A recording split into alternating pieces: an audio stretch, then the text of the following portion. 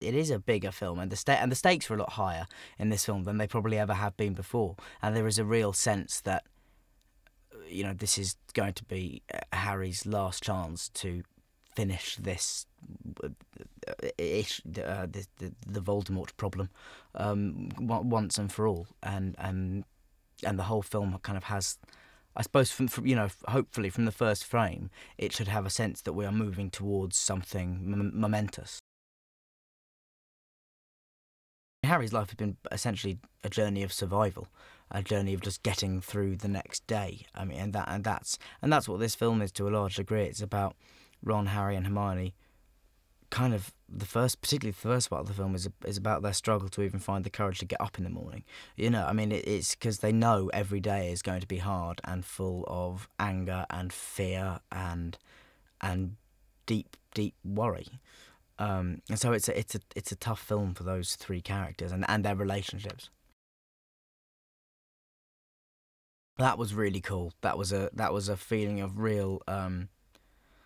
It was just bizarre because we were in Piccadilly, we were on Shaftesbury Avenue with 300 people all standing completely still, and then action they'd all start. I mean, we were the first film to lock off Piccadilly Circus since American Werewolf in London, I believe, which was about 30 years ago. So it's a very very privileged position that we find ourselves in. They all know that the reason they're here and the reason they're on this journey is much bigger than any one of them, or even all three of them, or even all of their friends and their families. It is bigger than all of that. And for three 17-year-olds to sort of have that maturity and realise that what's at stake is much more important than any of their individual lives, is quite impressive, and is what makes it a very moving story. The fact that these three kids, no matter what faults they have, are ultimately totally selfless and just want the best for they are trying to make the world an easier place to live in for everybody.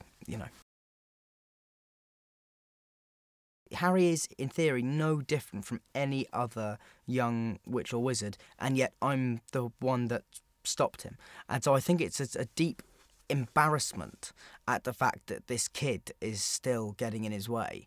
And so no, I don't think it's jealousy. And I also think that in terms of things like love and friendship, I don't think Voldemort envies that. I think he just I just think he doesn't see the function of them. I think he thinks of it as quite contemptible and pretty stupid to believe in them as thing. I think he's sort of very practical and doesn't see any necessity for love or friendship. Fleur, Hermione, Ron, and the Weasley twins, and Mundungus all take Polyjuice Potion and transform into me, which means that I had to give kind of impersonations of all those other actors, all those other characters rather, as me. And the thing I was most pleased about was how good I looked in Fleur's costume.